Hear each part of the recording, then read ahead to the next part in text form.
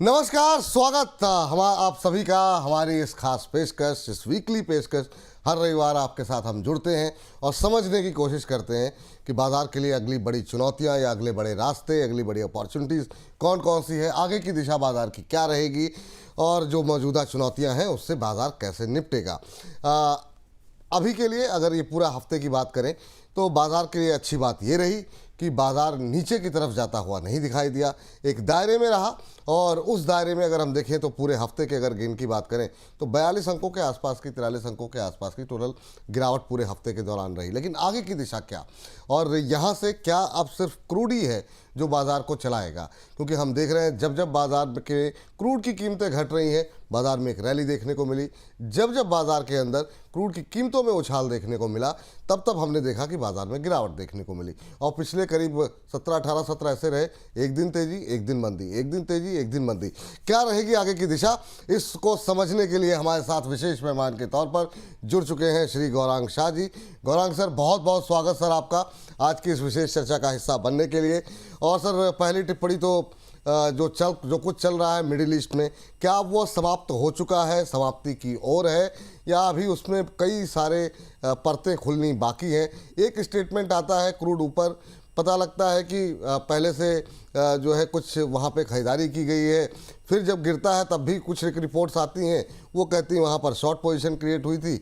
तो बहुत कुछ चल रहा है, अभी कैसे देख रहे हैं आप मौजूदा परिस्थिति को?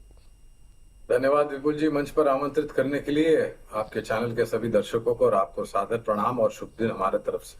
धन्यवाद। मैं 2 दिन पहले सूत्र के आधार पर ये खबरें आई थी कि वो जो 14 बिंदु का प्रस्ताव, 14 पॉइंट प्रपोजल जो है, उसको स्वीकार कर लिया गया है। बिल्कुल। और हमने बाजार में उस प्रकार के उसी दिन मैं किसी चैनल पर था और मैंने बहुत ही स्पष्ट रूप से ये कहा था कि जब तक हमारे और आपके पास वो प्रमाण पत्र नहीं पहुंच जाता है जिस पर ये 14 पॉइंट लिखे हुए हों और उस पर दोनों देशों के प्रतिनिधियों के द्वारा हस्ताक्षर और मोहर लगी, जब तक ये प्रमाण नहीं मिलता है तब तक ये समझना कि युद्ध में विराम आ गया है, ये नासमझी वाली बात होगी। और वही हुआ है। राष्ट्रपति ट्रंप फिर से ट्रूथ सोशल पर जो टिप्पणियां कर रहे हैं, कल शाम से, आज सुबह जो करी है, दिन भर करी है, आने वाले समय में करेंगे। और ईरान ने तो इसको खारिज कर दिया था, नकार दिया था। ईरान ने कभी ये नहीं कहा कि नहीं हमने वो प्रस्ताव। तो ये परिस्थिति बाजार को थोड़ा बहुत परेशान करेगी विपुल जी, इसमें कोई दो राय नहीं। और दिक्कत ये बात की है कि लोग तर्क लगा रहे हैं, लेकिन इस दुनिया में कोई ऐसा व्यक्ति नहीं है जो आपको निर्णायक तरीके से ये बता दे कि इस तारीख को, इस परिस्थिति में, इस हालात पर, इस समय पर, इस तरीके से ये युद्ध में विराम आएगा। राष्ट्रपति ट्रंप को खुद को नहीं पता, ईरान के प्रतिनिधियों को नहीं पता कि वो, तो फिर हम तर्क लगाने वाले कौन होते हैं? लेकिन हाँ, ये परिस्थिति का समाधान होगा, खाली हमें ये नहीं पता कि कब होगा। तो ऐसी परिस्थिति, हालात में मेरे ख्याल से अगर आप छोटी मध्यम अवधि में ये विचारधारा या एक अनुमान लगा करके सौदे करते हैं तो आप धराशायी होने के पात्र बिल्कुल हैं और वहां पर आपको नुकसान भी हो सकता है। लेकिन चौथी तिमाही के जो नतीजे आए हैं, वहां पर सूरज की किरणें थोड़ी बहुत ज्यादा रोशनी दे रही हैं और उसके आधार पर मुझे लग रहा है कि आपको निवेश करना चाहिए लंबी अवधि के लिए। मैंने पहले भी हम जुड़े थे विपुल जी, तो मैंने कहा था कि बहुत सारे क्षेत्र है जहां पर आप निवेश कर सकते हैं लंबी अवधि के लिए। आज भी मैं फिर से वही कहूंगा, आज शायद क्षेत्र कुछ और ज्यादा है जहां पर आप ध्यान दे सकते हैं। लेकिन छोटी मध्यम अवधि में जब तक प्रमाण नहीं आ जाता तब तक भरोसा नहीं करना चाहिए। बिल्कुल सर। तो अब सर सवाल ये उठता है कि ठीक है, उस पर हम जो है कोई रणनीति तो नहीं बना सकते, लेकिन जो परेशानी का सबब बना हुआ है वो बना हुआ है कच्चा तेल। कच्चे तेल की कीमतें अगर $100 के ऊपर लगातार बनी रहती हैं तो जो भारतीय गणित, जो भी अनुमान आरबीआई की तरफ से, सरकार की तरफ से लगाया गया भारतीय अर्थव्यवस्था को लेकर के, महंगाई को लेकर के, या जिसका जिक्र भी आप चौथी तिमाही का कर रहे थे, वो सारे गणित जो है वो अगले क्वार्टर्स में, आने वाले दिनों में वो खेल खराब कर सकते हैं। इसको किस तरीके से आप देख रहे हैं सर, कच्चे तेल को? देखिए, यही वो हथियार है, परमाणु हथियार। मैं अगर ये कहूं तो मेरे ख्याल से मैं गलत नहीं हूँगा। स्ट्रेट और होर्मुज और कच्चा तेल और नेचुरल गैस, ये 3 ऐसे परमाणु हथियार है जिससे आप कई सारे देश की अर्थव्यवस्था को धराशायी कर सकते हैं, उसको नुकसान पहुंचा सकते हैं। अब हमारी कमजोरी यही है विपुल जी की 80% से ज्यादा हमारी निर्भरता है ऊर्जा के आयात पर, कच्चे तेल और नेचुरल गैस के रूप में। और कुछ हद तक कुछ क्षेत्र में जो कच्चा माल लगता है वो भी यही समुद्री यातायात मार्ग से आवागमन होता था, हम आयात करते थे। मैंने ये बहुत ही स्पष्ट रूप से कहा था कि चौथी तिमाही में असर नहीं दिखेगा। असर अगर दिखेगा उबलते हुए कच्चे तेल के दाम के, उबलते हुए नेचुरल गैस के दाम के, कच्चे माल को लेकर के। और एक बहुत ही महत्वपूर्ण चीज कहना चाहूंगा, रुपया डॉलर। रुपया ने अभी अभी कुछ दिनों पहले अपने जीवन का नया सर्वोच्चम निचला स्तर बनाया था डॉलर के सामने। तो ये भी एक तरीके से बहुत ज्यादा तांडव करता है हमारी अर्थव्यवस्था में, बाकी अन्य चीजों के साथ साथ। तो पहली तिमाही में और शायद दूसरी तिमाही में आपको इसका असर उन सब क्षेत्रों पर और ज्यादा आता हुआ दिखेगा जो सीधे सीधे निर्भर है इन सब चीजों पर, कच्चे तेल के ऊपर, नेचुरल गैस के ऊपर, और जो भी कच्चा माल आयात हम करते हैं, फर्टिलाइजर हो, यूरिया हो, स्पेशलिटी केमिकल्स, एग्रो केमिकल्स, कई सारी चीजें हम इंपोर्ट करते हैं इस समुद्री यातायात मार्ग से जिसका नाम है स्ट्रेट ऑफ हॉर्मुज, जहां पर अभी पाबंदी है या अनिश्चितता का वातावरण है। तो ये अनुमान लगाना अभी से विपुल जी बहुत मुश्किल है मेरे लिए। जैसे जैसे परिस्थितियां आगे बढ़ेगी, जैसे जैसे अगर परिस्थिति में सुधार होता है तो हो सकता है कि जो अनुमान हो नुकसान का वो कम हो, लेकिन नुकसान होना मेरे ख्याल से ये बात निश्चित है, लेकिन कितना होगा ये अभी आकलन लगाना मुश्किल है। ठीक, अभी सर क्या हम अगर अनुमान अगर लगाना हो कच्चे तेल की कीमतों को लेकर के, तो ये कहाँ सेटल होती हुई दिखाई दे रही हैं आपको? क्या लग रहा है, क्या क्योंकि ये तो तय हो गया कि अब ओपेक का नियंत्रण उतना ज़्यादा नहीं रहेगा, यूएई बाहर हो गया, क्या अब कच्चे तेल की कीमतें यूएस डिसाइड करेगा? क्या कहाँ से कहाँ स्थिर होती हुई दिखाई दे रही कीमतें? नहीं, यूएस कोई माए बाप थोड़ी है विपुल भाई, उनके देश में ही इतनी बुरी परिस्थिति। अब वो जो टैरिफ का रिफंड शुरू हुआ है विपुल जी, मैंने एक आंकड़ा शायद आपने भी पढ़ा होगा जी, 130 बिलियन डॉलर से शुरुआत होती है और ये यहाँ पर नहीं रुकता, ये 180 बिलियन और 200 बिलियन डॉलर तक जा सकता है। अगर ऐसा रुपया अमेरिका को देना है, उसके साथ साथ ये जो युद्ध चल रहा है उसका भी पर्चा अगर फाड़ना है, उसका भी बिल अगर फाड़ना है, तो मेरे ख्याल से राष्ट्रपति ट्रंप ने पूरा इंतजाम करके रखा है अमेरिका का रायता फैलाने के लिए, और वो रायता फैल चुका है।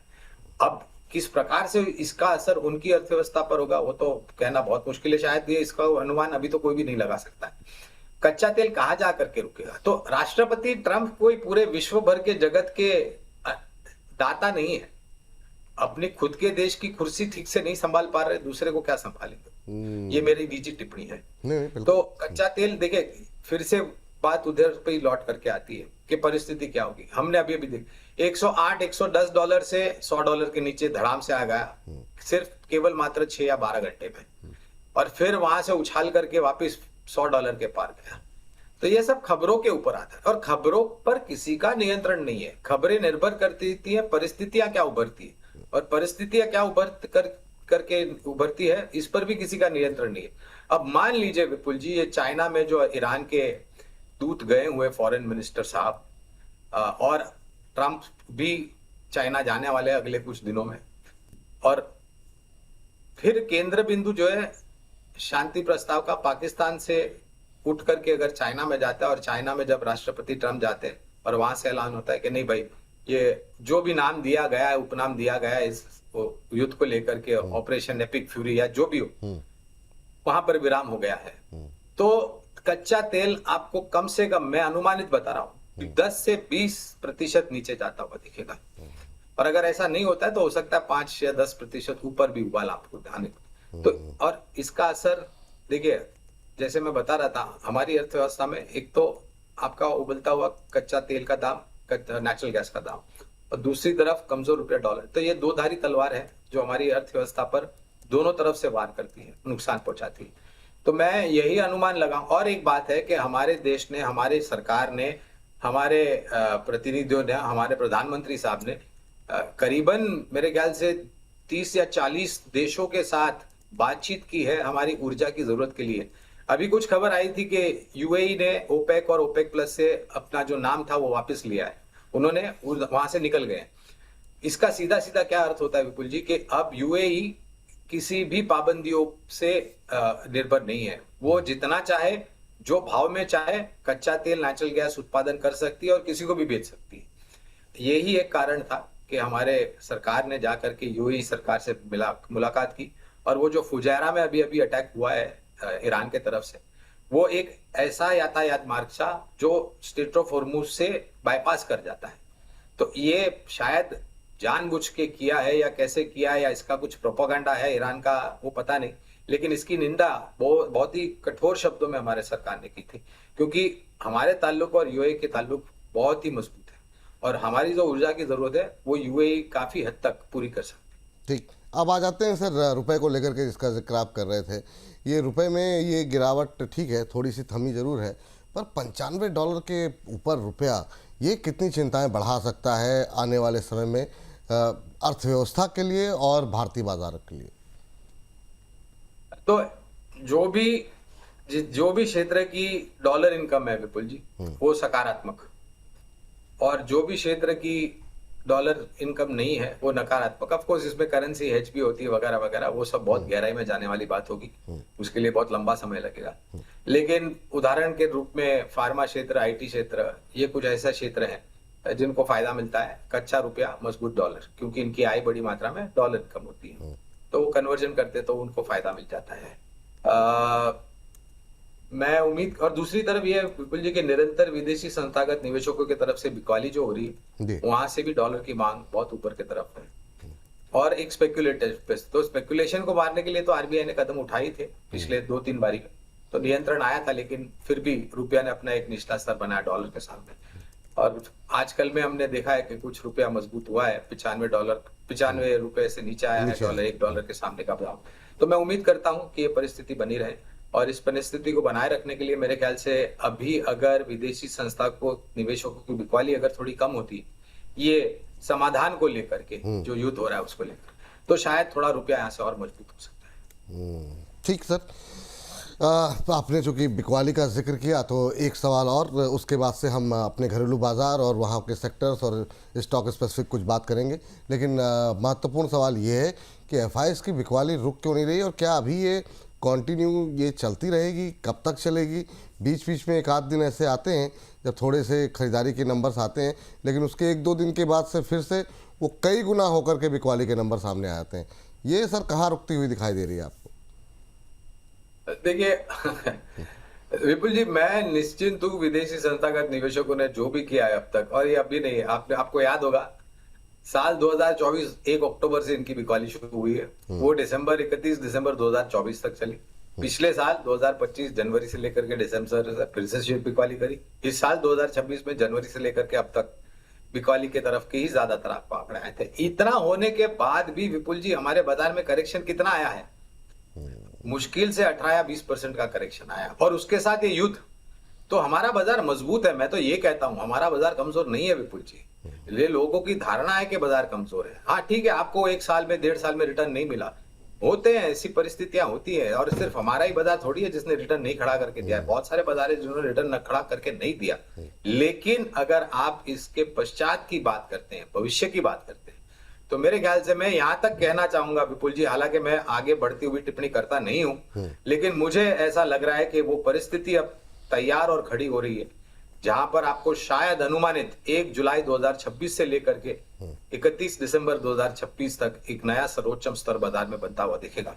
ये मैं भविष्यवाणी नहीं करता, ना तो मैं जा करके देख सकता हूं, लेकिन मेरा ऐसा महसूस हो रहा है। ये मुझे महसूस कहां से हो रहा है? ये स्क्रीन, शेयर बाजार का जो स्क्रीन है ना विपुल भाई, उसको देख करके मुझे महसूस हो रहा है। तो विदेशी संस्थागत निवेशकों को जो करना है वो करे। मेरे ख्याल से स्थानीय संस्थागत निवेशकों के पास बहुत मजबूत ताकत है, और वो बहुत अच्छी मात्रा में और बड़ी मात्रा में उन्होंने उस बिकवाली का सामना किया है, और आने वाले भविष्य में भी मेरा मानना है और भरोसा है कि स्थानीय संस्थागत निवेशक विदेशी संस्थागत निवेशकों की तरफ से बिकवाली आएगी, उसका सामना भरपूर कर सकेंगे। ठीक सर, अब सर लौटते हैं अपने जो है घरेलू बाजार में जो चल रहा है, क्योंकि बड़ी संख्या में रिटेलर्स इसलिए परेशान है कि लंबा वक्त हो गया उन्होंने देखा नहीं था ये दौर इस तरीके का, ख़ास तौर से बड़ा वर्ग जो है वो कोविड के बाद वाला रहा, तो अब लोगों में थोड़ा सा पैनिक, थोड़ा सा दबाव ज़्यादा दिखाई दे रहा है। हालांकि अच्छी बात यह है कि कई सारे सेक्टर्स ने मिड कैप स्मॉल कैप में जो अभी हाल फिलहाल में रिकवरी आई है उससे लोगों को काफ़ी राहत मिली है। लेकिन शुरुआत करते हैं चौथी तिमाही के नतीजों से। बहुत सारे नतीजे, जैसा आपने कहा कि नतीजे अच्छे रहे हैं, बहुत अच्छा रिएक्शन देखने को मिला है। क्या कुछ एक्सपेक्टेशन है सर अभी ये रैली जो बीच में देखने को मिल रही है, जिसमें बहुत लोग कह रहे हैं कि हम अभी जो है 25,000 का लेवल भी हो सकता है आने वाले दिनों में क्रॉस करें, कैसे देख रहे हैं इस रैली को आप, और ये नतीजे कहां तक फ्यूल दे पाएंगे बाजार को? देखिए विपुल भाई, जहां तक बाजार का प्रश्न है, मेरे ख्याल से पहले तो हमें देखना है 25,000 की तो मैं बाद में बात करूंगा। 24,300 24,500 पार कर जाए, अभी ये हमारे लिए जरूरी है। और फिर अगला पड़ाव आएगा 24,800 का, और उसके बाद फिर जो आप आंकड़ा सुन रहे हैं 25,000 का, 25,400 का, 26,000 का, तो धीरे धीरे करके आगे बढ़े, ये ज्यादा जरूरी है। निर्णायक तरीके से, बहुत ही सावधानी से धीरे धीरे करके कदम हम आगे बढ़ाएं, तो ये ज्यादा सेहत, बाजार की सेहत के लिए और हमारे आपकी सेहत के लिए अच्छा होगा। तो मुझे लग रहा है कि पहला पड़ाव होगा 24,350 का, जिसको पार करना बहुत जरूरी है, और फिर 24,400, 24,600, और फिर उसके बाद 24,800 और फिर 25,000। तो चौथी तिमाही के नतीजे कुछ हद तक सहारे देंगे। और इस चौथी तिमाही के नतीजों के बीच विपुल जी, मैं एक टिप्पणी सरकार के लिए भी बहुत ही सकारात्मक रूप से करना चाहूंगा कि जब कभी भी परिस्थिति खड़ी हुई है और उस परिस्थिति ने अगर सरकार को लगा है कि कुछ नीतियों में, कुछ नियमों में बदलाव करना है, या फिर नई नीतियां या नया नियमों लेकर के आना है, तब सरकार सक्षम रूप से मौजूद थी वहां पर, और जो भी अनिवार्य कदम है उन्होंने उठाए थे, उठा रहे हैं, और आने वाले भविष्य में भी उठाएंगे। अभी उदाहरण के तौर पे उड़ान क्षेत्र को बढ़ते हुए एविएशन टरबाइन फ्यूल ATF के दाम परेशान कर रहे हैं, तो सरकार आई, खड़ी हुई और बोले चलिए, पहले का जो फॉर्मूला था जो उनको लग रहा था कि वो ठीक नहीं है, तो नया फॉर्मूला की बात करें। तो इस प्रकार से विपुल जी, बहुत सारी ऐसी परिस्थितियां होगी जहां पर सरकार आकर के सामना पहला करेगी और जो भी अनिवार्य कदम है वो उठाएगी। तो सरकार की तरफ से मुझे लग रहा है कि आपको बहुत बड़ा सपोर्ट, सहारा जो है वो आते हुए दिखेगा नीतियों के बदलाव में, जो बाजार को भी सपोर्ट करेगा। रही बात नतीजों की, तो नतीजे कुछ हद तक सहारा देते हैं। नतीजों पर पर्दा गिर जाएगा चौथी तिमाही, मेरे ख्याल से 1.5 हफ्ते में या 2 हफ्ते में चौथी तिमाही के नतीजे संपन्न हो जाएंगे, पर्दा गिर जाएगा। फिर हम बात करेंगे वर्षा ऋतु की, मेघराज के आशीर्वाद की, जो कि मौसम विभाग ने 92 से 94% लंबी अवधि की जो औसत अनुमान है उससे कम बारिश की, तो उसका क्या असर होगा, वगैरह वगैरह। तो मैं ये मानता हूं विपुल भाई कि चौथी तिमाही के नतीजे कुछ हद तक बाजार को टिका करके रखेंगे। बहुत लंबी अवधि के लिए सहारा देना चौथी तिमाही के नतीजों को, यह अनुमान लगाना गलत होगा। ठीक, आ जाते हैं सर, अब एक सेक्टर पे जरा फटाफट बात कर लेते हैं। सबसे पहले बैंकों पे बात करना चाहेंगे। बैंकों को लेकर के बहुत लोगों का ये कहना है कि जिस तरीके से क्रूड की कीमतें बढ़ रही हैं, रुपया जो है गिर रहा है, ये आने वाले समय में जो महंगाई बढ़ेगी बैंकिंग सेक्टर के लिए बड़ा नेगेटिव होगा। बैंकिंग सेक्टर को लेकर के आपका व्यू क्या है? नतीजे ठीक रहे हैं अब तक, जो नतीजे हमारे सामने आए हैं, यहाँ से आगे की दिशा क्या लेनी चाहिए? अगर 1 साल का नज़रिया, 1.5 साल का नज़रिया हो, तो बैंकों में अभी क्या यहाँ से थोड़ा प्रेशर देखने को मिलेगा करंट लेवल पे? क्या आप खरीदारी बनना चाहेंगे? और दूसरा, आपके कुछ पसंदीदा अगर बैंकिंग सेक्टर के शेयर हो तो? मेरी टिप्पणी जो अभी होगी ना इसको लेकर के विपुल भाई, ये शायद लोगों का भरोसा और मजबूत कर देगी। और मेरी टिप्पणी ये है कि अगर आप शेयर बाजार में काम करते हैं और अगर आपके पास पोर्टफोलियो है, तो उस पोर्टफोलियो का एक बहुत ही महत्वपूर्ण अंग जो है वो वित्तीय क्षेत्र होना चाहिए, जहां पर कुछ चुनिंदा सरकारी बैंक, कुछ चुनिंदा निजी क्षेत्र की बैंक, कुछ चुनिंदा NBFCs, जहां पर diversified NBFCs, micro finance companies, small payment banks वगैरह होनी चाहिए। और ये मैं इसलिए कह रहा हूं क्योंकि फिलहाल तो महंगाई दर थोड़ा सर उठा करके चलेगी, इसलिए ब्याज दरों में कटौती नहीं की। और माननीय RBI गवर्नर साहब ने पिछले क्रेडिट पॉलिसी में जिस तरीके से टिप्पणी करी है वो साझा टिप्पणी थी मेरे ख्याल से, एडजस्टिव, अकोमोडेटिव वगैरह जो भी है, न्यूट्रल जो भी है। ब्याज दरें अब बहुत जल्द कटौती आएगी, ये अनुमान तो नहीं है मेरा, लेकिन मेरा अनुमान ये बिल्कुल है कि ऋण की मांग बढ़ेगी विपुल भाई, और वो बढ़ते हुए ऋण की मांग लोन बुक ग्रोथ दिखाएगी। लोन बुक ग्रोथ दिखाएगी तो आपके नेट इंटरेस्ट इनकम और मार्जिन बढ़ेगी, आपके शुद्ध मुनाफे में भी वृद्धि होती हुई नजर आएगी, और दूसरे तरफ आपकी ग्रॉस और नेट एनपीए में नीचे की तरफ के आंकड़े, जिससे प्रोविजनिंग जो पहले करी हुई थी वो वापस लौट करके बैलेंस शीट पर आ रही है और बैलेंस शीट मजबूत हो रही है। क्या नाम होंगे? चुनिंदा दो तीन नाम दे देता हूँ। आज जो बैंक के नतीजे आए, हमारे देश की दिग्गज और सबसे बड़ी bank state bank of India, मेरे ख्याल से करीबन 7.25% के आसपास की गिरावट थी, अगर मेरा अनुमान सही है जी। खरीदारी का बहुत बड़ा मौका है स्टेट बैंक ऑफ इंडिया में। इंडियन बैंक और बैंक ऑफ बड़ौदा, ये 3 नाम हो गए सरकारी बैंकों की सूची में। निजी क्षेत्र की सूची में आईसीआईसीआई बैंक, एक्सिस बैंक और फेडरल बैंक, ये एक छोटी मझौली निजी क्षेत्र की बैंक है। डाइवर्सिफाइड एनबीएफसीज में Bajaj finance, MNM finance, LNT finance, Shriram finance. Small payment banks में, माइक्रो फाइनेंस में अगर आप देखने जाएं तो एयू स्मॉल फाइनेंस बैंक और क्रेडिट एक्सेस ग्रामीण। इस प्रकार से अगर आप एक पोर्टफोलियो बनाएंगे ना वित्तीय क्षेत्र में, तो एक बहुत ही मजबूत योगदान आपको आता हुआ दिखेगा लंबी अवधि में। ठीक सर, ये बात हो गई बैंकिंग सेक्टर को लेकर के। सर, एक सेक्टर जिस पर काफ़ी लोगों के सवाल हमारे पास लगातार आ रहे हैं, 1.5 साल 2 साल हो गए वो चला नहीं सेक्टर, बीच में अभी 10-15% की एक रैली देखने को मिली, वो है रेलवे सेक्टर। काफ़ी एक्सपेक्टेशन थी बजट को लेकर के, पिछली बार भी आपसे बातचीत हुई थी, कोई खास चाल है नहीं। क्या इसमें जान आएगी? और जो लोग 1.5 साल 2 साल से वेट कर रहे हैं कि शायद मेरे भाव आ जाएं और महंगे लेकर के बैठ गए हैं, उनके लिए क्या सजेशन रहेगा आपका? विपुल भाई, आपकी आवाज थोड़ी कम आ रही थी, कौन सा क्षेत्र की बात कर रहे हैं? Railway sir, railway. तो मैं कल रेलटेल की बयान सुन रहा था मैनेजमेंट की नतीजों पर। देखिए, एक बात तो है कि भारतीय रेल की छवि में परिवर्तन बहुत बड़ा हुआ है। क्या ये परिवर्तन आगे निरंतर आने वाले सालों में देखने मिलेगा? तो मेरा उसका उत्तर होगा उस प्रश्न का हाँ। देखिए विपुल भाई, सबसे बड़ी दिक्कत है हमारे भारतीय रेलवे की, वो है लास्ट माइल कनेक्टिविटी। और यही टिप्पणी माननीय मंत्री जी ने रेलवे मंत्रालय के तरफ से और काफी बयानों में की है कि वो पूर्ण रूप से कामकाज करेंगे लास्ट माइल कनेक्टिविटी को बढ़ाने के लिए। आज के तारीख में अगर आप देखने जाएं तो जो भी माल का आवागमन होता है, यातायात होता है, वो रास्तों से होता है, रोड ट्रांसपोर्ट। रेल का योगदान बहुत कम है। इस योगदान को बढ़ाने के लिए आपको क्या करना है? लास्ट माइल कनेक्टिविटी और ज्यादा से ज्यादा नेटवर्क बढ़ाने हैं आपको। जहां पर आप मौजूद नहीं है वहां पर आपको मौजूदगी दिखानी पड़ेगी। उसके लिए आपको रेल पटरियां बिछानी पड़ेगी, इंफ्रास्ट्रक्चर क्रिएट करना पड़ेगा, वगैरह वगैरह। डेडिकेटेड फ्रेट कॉरिडोर्स तो बहुत बड़ा काम चल रहा है विपुल भाई। मैं तो मुझे आश्चर्य होता है जिस प्रकार से मैंने कुछ डेडिकेटेड रेल कॉरिडोर्स पे फ्रेट ट्रेन को देखी है विपुल भाई। 2.5-3 किलोमीटर से ज्यादा लंबी ट्रेन की लंबाई होती है।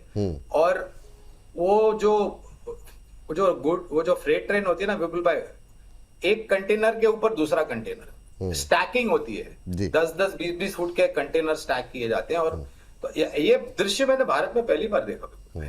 तो ये छवि बदल रही है।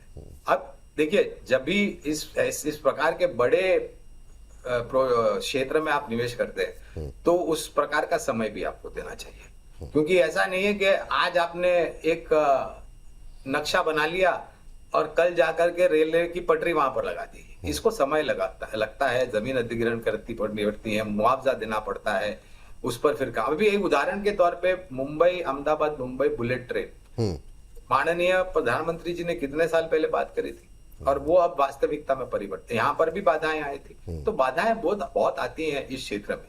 इसलिए आपका नजरिया लंबा होना चाहिए जब भी आप निर्णय लेते हैं रेलवे क्षेत्र से, भारतीय रेल से जुड़ी हुई कंपनी में निवेश करने के लिए।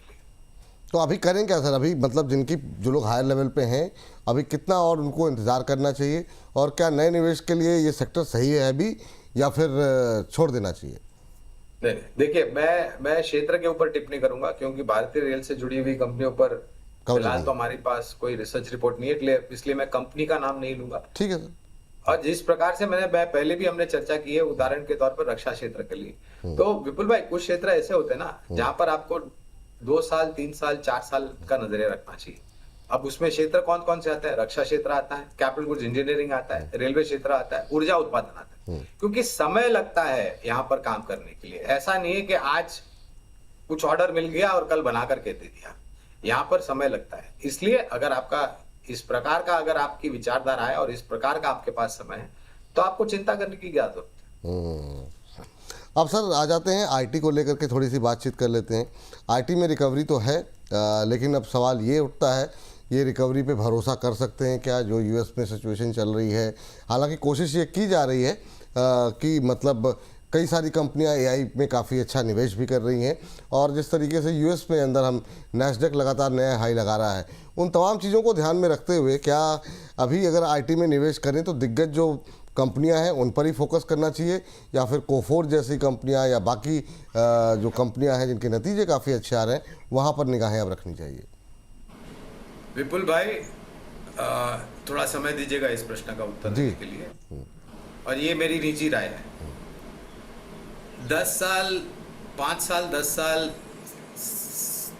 से तक या 5 साल 10 साल पहले जिस तरीके से आईटी क्षेत्र आपको आपके निवेश के ऊपर मुनाफा खड़ा करके देती थी, उस प्रकार का रिटर्न की उम्मीद रखना अनिवार्य नहीं है।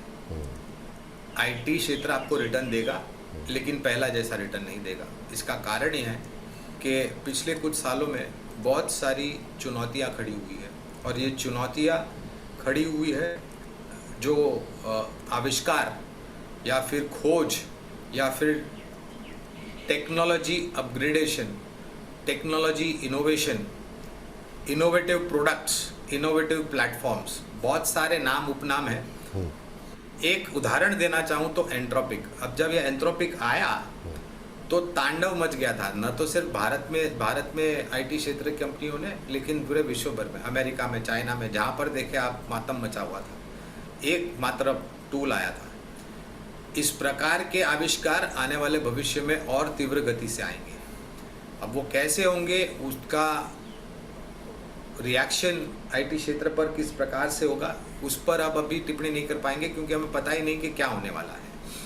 तो रिटर्न खड़ा करके देगी आईटी कंपनियां, लेकिन जो पहले का एक प्रथा, जो पहले की जो प्रथा थी विपुल भाई आउट परफॉर्मेंस की, वो अब नहीं होगी।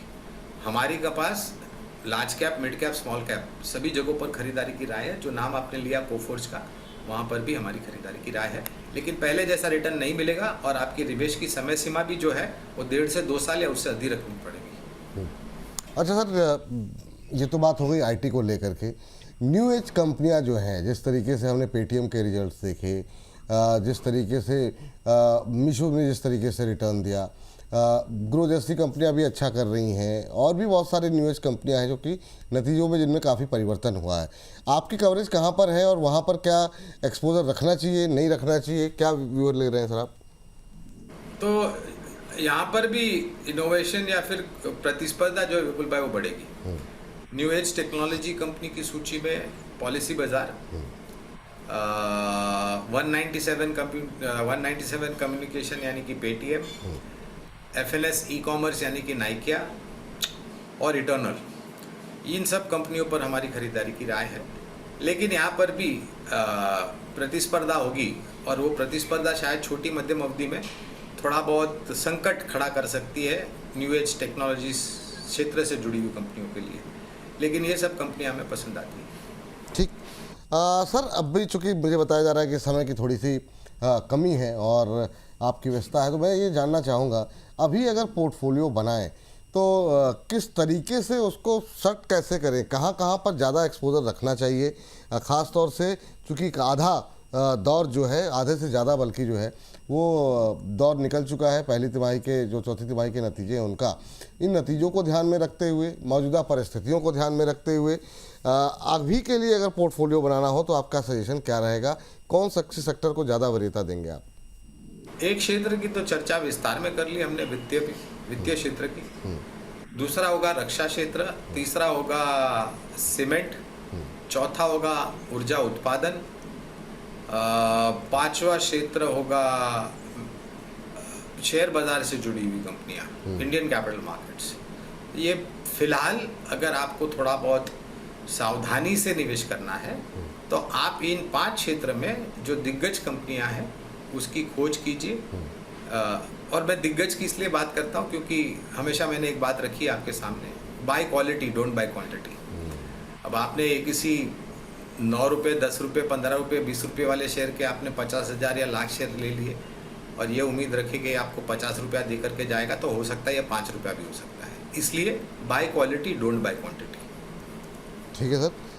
चूँकि आपने दो सेक्टर ऐसे हैं जिसमें सबसे ज़्यादा हमारी कवरेज भी रही है, उस पर मैं आपकी राय जानना चाहूँगा। एक तो आपने डिफेंस का नाम लिया और दूसरा पावर का। पावर और डिफेंस में अगर आप कुछ नाम ले लेंगे तो बेहतर रहेगा। उसके बाद फिर इस कार्यक्रम से जुड़ा एक आखिरी सवाल और इस कार्यक्रम को समाप्त करेंगे सर। हमारी खरीदारी की राय रक्षा क्षेत्र में BEL, मझगांव डॉक्स और एमटार टेक्नोलॉजीज यहाँ पर रही है। लेकिन इन सब कंपनियों के अलावा ये मैं कोई राय नहीं दे रहा, ये मात्र उदाहरण दे रहा हूँ कि रक्षा क्षेत्र में दूसरी कौन सी कंपनियां सक्षम और मजबूत हैं। BEML, Bharat dynamics, Garden Reach shipbuilders, Cochin shipyard, Hindustan aeronautics, Paras defence, ideaForge, L&T और भारत फोर्ज भी योगदान दे रहे हैं विपुल भाई हमारी रक्षा क्षेत्र में। तो ये हो गया रक्षा क्षेत्र। पावर सेक्टर में 3 भाग होते हैं, एक तो है ऊर्जा उत्पादन, दूसरा है ऊर्जा वितरीकरण और तीसरा है ऊर्जा उपकरण। ऊर्जा उत्पादन में Tata power, NTPC, JSW energy और टोरेंट पावर। पावर ट्रांसमिशन और डिस्ट्रीब्यूशन में सरकारी कंपनी जिसका मेरे ख्याल से एक मोनोपोली है, पावर ग्रिड। ऊर्जा उपकरण में L&T, siemens, KEC international, ABB जैसी कंपनियां हैं जहां पर आपको ध्यान देना चाहिए। ठीक सर, अब कार्यक्रम को तो समाप्त कर रहे हैं, लेकिन जाने से पहले हमारे पीछे जो हमने बैकग्राउंड बनाया है, डर के आगे जीत है। डर है क्रूड को लेकर के, डर है रुपए को लेकर के, डर है इस युद्ध को लेकर के कितना लंबा चलेगा और कितना अर्थव्यवस्थाओं को ये परेशान करेगा। तो इसका उत्तर मैं आपसे जानना चाहूँगा कि क्या वाकई में डर के आगे जीत है या अभी इस जीत के लिए करना होगा लंबा इंतज़ार। आखिरी कमेंट मैं आपकी टिप्पणी जानना चाहूँगा इस पर सर। ये कमेंट करने से पहले एक कमेंट मेरे तरफ से अनिवार्य है, वो डिस्क्लोजर विपुल भाई। हाँ वो बिल्कुल सर, उसके साथ जी हाँ वो तो जो भी निवेश लायक रणनीति आपके समक्ष आज इस कार्यक्रम में रखी है, ये बुनियादी तर्क के आधार पर लंबी अवधि के लिए है हमारी फंडामेंटल रिसर्च टीम के तरफ से। इसमें हमारी कंपनी जियोजिता मेरा किसी भी प्रकार का व्यक्तिगत निवेश नहीं है, ना ही किसी प्रकार का वित्तीय लाभ मिलता है, ना ही किसी प्रकार का हितों का टकराव। लेकिन इसी स्तर पर राय हम हमारे क्लाइंट्स को देते हैं, संभव है कि उनका निवेश हो। तो एक ये जो डर देखिए विपुल भाई, बाजार में डर होना अनिवार्य नहीं है। अगर आप डरते हैं तो मैं हाथ जोड़ के नम्र विनंती करता हूं कि आप शेयर बाजार में मत आइए। बाजार सभी जोखिमों के अधीन है, राष्ट्रीय स्तर पर और अंतर्राष्ट्रीय स्तर पर। लेकिन अगर आपके पास जोखिम झेलने की क्षमता है डर को दूर करके, तो इतिहास गवाह है और इतिहास ये बताता है, आंकड़े ये बताता है कि लंबी अवधि में शेयर बाजार ने आपको कभी भी निराश नहीं किया है अगर आपने सक्षम मजबूत कंपनियों में निवेश किया है। 30 साल से ज़्यादा का अनुभव रहा है मेरा विपुल भाई शेयर बाजार से। और मैं एक बात जो शायद और सहारा या और भरोसा बनाए आपके दर्शकों में, मैंने मेरी SIP बंद नहीं की है विपुल भाई, मेरी SIP निरंतर है।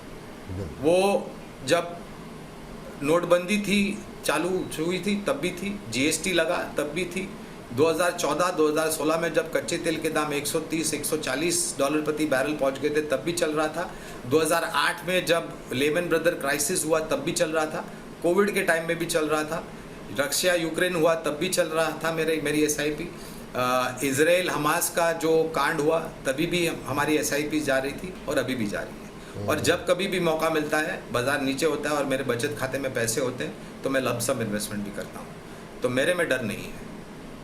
ठीक, तो सर आपने डिस्क्लोजर अपना दे ही दिया है। बहुत अच्छा लगता है आपसे बातचीत करके सर। इतनी जल्दी बातचीत ख़त्म करनी पड़ रही है समय की वजह से। बहुत बहुत शुक्रिया, बहुत बहुत धन्यवाद आपका आज की चर्चा में जुड़ने के लिए, अपना महत्वपूर्ण समय देने के लिए। बहुत बहुत शुक्रिया सर आपका। धन्यवाद सर। आज की इस चर्चा को यहीं पर हम विराम देते हैं। बाकी आप लोग लगातार बने रहिए हमारे साथ, और अगर आपने अभी तक हमारी कल की चर्चा दोपहर 2 बजे की शनिवार को नहीं देखी है तो जाइए देखिए। अब छोटे शेयर लगाने लगे ऊंची छलांग, इस थंब के साथ आपको हमारा ये खास कार्यक्रम मिल जाएगा। वो जाकर के देखिए, अपनी टिप्पणियाँ दीजिए, कैसा लगा ये बातचीत और कैसी लगी वो कार्यक्रम, वो बातचीत कैसी लगी। तो फिलहाल के लिए इजाज़त दीजिए। बाकी सोमवार से शुक्रवार आपके शेयरों पर सुबह 10 बजे, दोपहर 1 बजे हम लगातार बातचीत कर ही रहे हैं। शनिवार दोपहर 2 बजे ये कार्यक्रम अपलोड हो चुका है, तो जाइए देखिए और अपनी टिप्पणियाँ हमें अवश्य दीजिए। अभी के लिए इजाज़त दीजिए और बने रहिए बोनस के साथ। नमस्कार।